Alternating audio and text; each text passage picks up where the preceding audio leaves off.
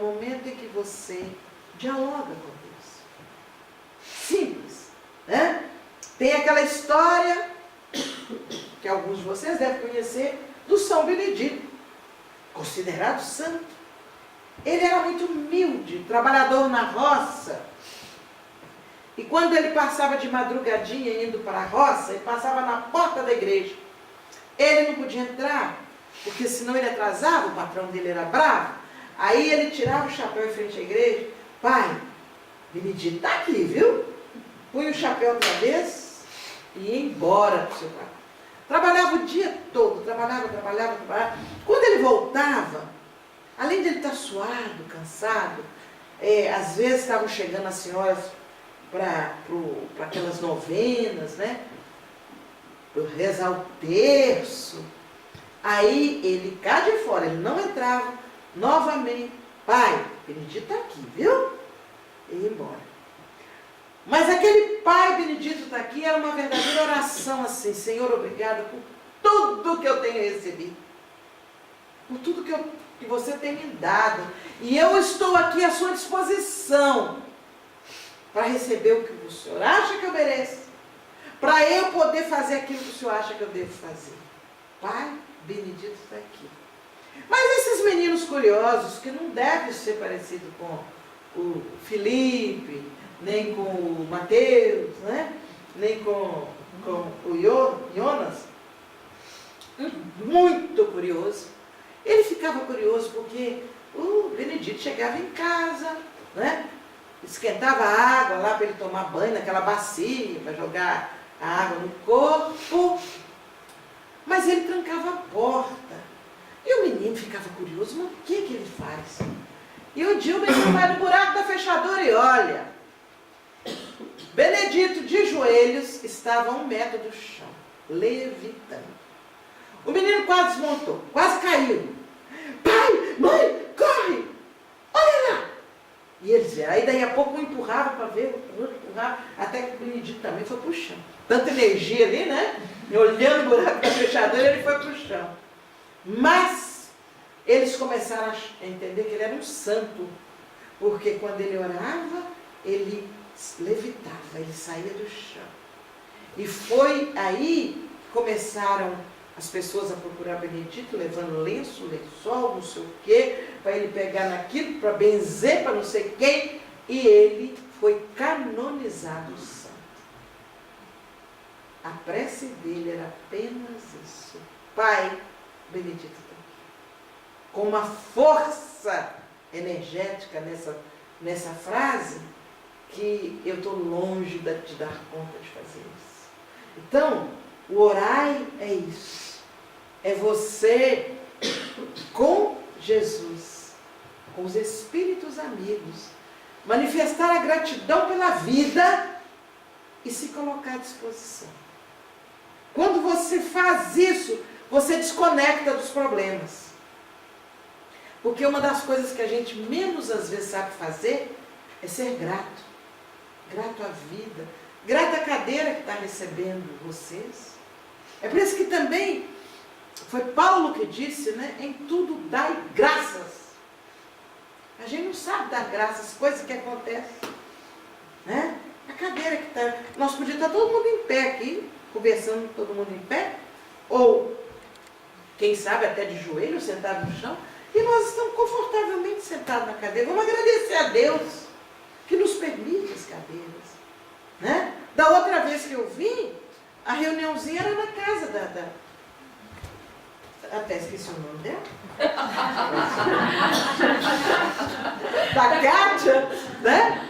Mas hoje eu chego aqui uma sala desse tamanho, que se quiser fazer uma subdivisão, pôr os meninos lá na evangelização lá atrás, faz um muralzinho, sei lá, desmonta, não sei o quê.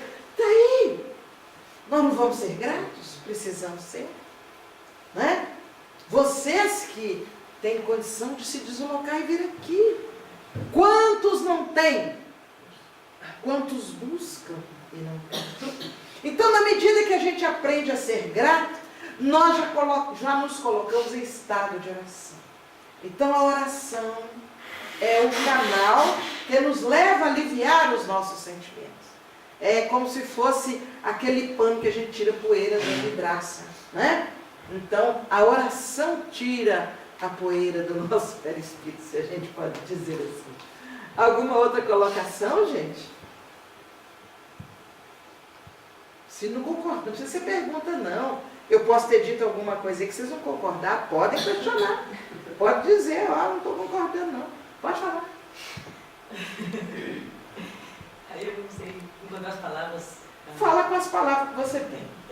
Não, eu tipo assim, eu sei quando eu não estou bem, né? A minha pergunta é assim, o meu bebê, eu posso afetar ele com isso, né? Durante a noite no sono, todo mundo coisa assim. Repete só um pedacinho. Você sabe quando não está bem. E aí? Tipo assim, quando meus sentimentos não estão bem, né? Quando eu não me sinto bem, as energias estão ruins. Sim. Se isso afeta o meu bebê, que durante a noite fica acordado. O que você acha? Sim. Sim. Eu sei a resposta. Sabe por quê?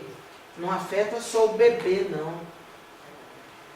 Eu não sei se vocês já repararam, eu tenho que me vigiar muito, porque eu lido com muita gente, mas se eu franzir um pouquinho o senho, assim, preocupada, quando eu olho, está todo mundo falando baixinho.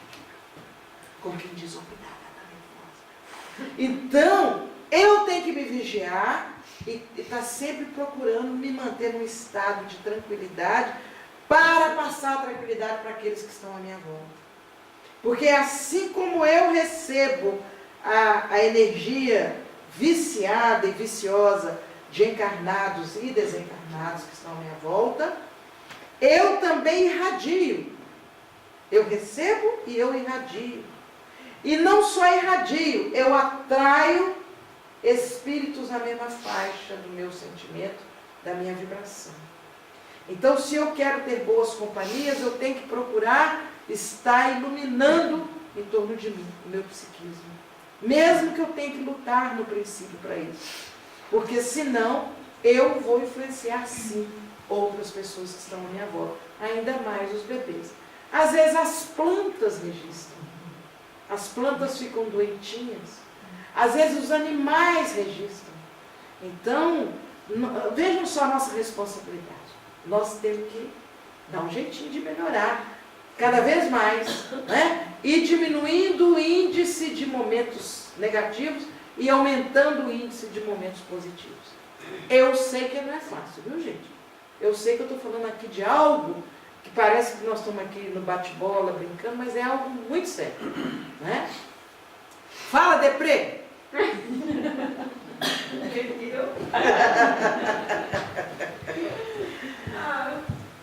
Pelo que ela fez essa pergunta agora, né, eu realmente eu conheço, porque também já sou um pouquinho dos entas.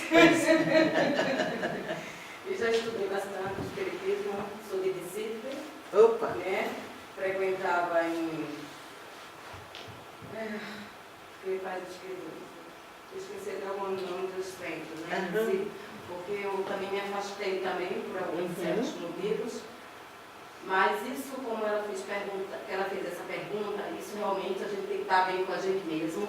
Claro. Tem que estar com espírito de luz super elevado, porque se a gente tiver com a cabeça, eu acho que chegaram para mim. E eu sei disso. E se a gente está com a cabeça um pouco assim pensativa, né, se deslocalizou de algumas coisas, a gente tem que pensar que a gente tem que ser positiva, encontrar muitas forças de luz para que os inimigos nos afastem da gente. Não só se afastem, mas não se afastem, porque eles precisam também de ajuda. Mas e a gente tem que melhorar bastante. Faltou uma coisa importante. Eu fiquei um pouco nervosa. O trabalho. O trabalho, exato. O trabalho no bem. Uhum. Quando você se dedica a fazer alguma coisa, né? O trabalho afasta e ajuda aqueles que estão tentando nos prejudicar a melhorar. Havia uma senhora que foi ao Chico reclamando uma dor de cabeça muito grande. Ô tio Chico, eu estou com uma dor de cabeça. E ela não passa, não sei o que eu faço. Ele disse, trabalha, minha filha. Vamos fazer enxovalzinho para o bebê. Você não costura?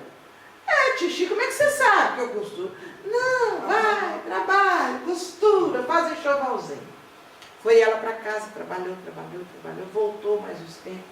Ô tio Chico, a dor de cabeça não passou, tio Chico? Trabalha, minha filha, continua trabalhando. Tá bom, tio Chico. Voltou, fazendo enxovalzinho, costurando. Na terceira vez ela voltou. Tio Chico, a dor de cabeça não passou. Aí ele disse para ela assim, olha, os espíritos falaram que hoje é para você participar da nossa reunião mediúnica, da nossa reunião de desobsessão. Lá foi ela para a reunião de desobsessão. Em plena reunião, um espírito se comunica. Gente, me ajuda, me acorde. Eu não aguento mais o barulho daquela máquina. Porque naquela época não tinha máquina com motor para muita gente, a maioria das pessoas tinha máquina comum. E ela fazia um barulho e tinha que bater no pé, no pedal. E o espírito disse, eu não aguento mais o barulho daquela máquina. Me tira de lá. Mas eu tenho medo do meu supervisor. Se ele souber que eu abandonei meu cargo, meu posto, ele vai me perseguir. Vocês me ajudem, me tira daquele barulho e não deixe o meu supervisor saber que eu saí de lá. Ou seja, o trabalho no bem afastou aquele espírito. Vocês vão falar assim, mas espírito incomodado com barulho? Dependendo do grau evolutivo do espírito, ele registra as coisas da Terra com muito mais nitidez, né? Um espírito mais terra-terra, então eles registram sim, e aquilo o incomodou, né? Quer dizer, ela estava trabalhando e não caía na influência dele, das coisas que ele estava querendo fazer ela pensar, das coisas que ele estava querendo fazer ela fazer, e ainda o barulho da máquina ele não aguentou, né? Foi o trabalho que afastou o espírito, né? Alguma outra colocação? Eu acho que aqui todo mundo é doutor em trabalhar o sentimento, né? É a gente trabalhar esse sentimento, nós sermos mais mansos, não ficar bravo com qualquer coisa que acontece. Tem hora que a gente fica bravo com pouca coisa, né? Fica nervoso por causa de pouca coisa. E depois viu que não precisava ter ficado nervoso, que deu jeito do mesmo jeito. Ele gastou energia à toa, né? Então, essas coisas tudo brotam do nosso sentimento, porque as nossas reações são reações que são ditadas pelos sentimentos. Então, eu tenho que aprender a trabalhar com bom sentimento. É claro que eu não coloquei aqui exatamente para não cristalizar, mas eu não coloquei aqui os maus sentimentos. Porque quando você, uma cozinheira, por exemplo, ela vai fazer uma comida com raiva, vibrando mal, o que vai acontecer? A energia dela passa para a comida. Experiências já foram feitas nesse sentido. E às vezes uma pessoa mais sensível que come daquela comida tem até diarreia. Porque as energias da pessoa alcançaram o corpo físico daquela outra, o perispírito e depois o corpo físico daquela outra que não era, que era mais sensível. Então, quando a gente faz as coisas com raiva, a gente não se beneficia. Eu preferi aqui falar só das coisas positivas, mas não poderia deixar de alertar sobre isso, né? Fechando, uma amiga minha, ela dá banho numas crianças excepcionais toda manhã. Ela vai, acho que ela dá banho em 7 crianças, e antes de ir para o serviço. E teve um dia que ela estava muito brava com o chefe dela.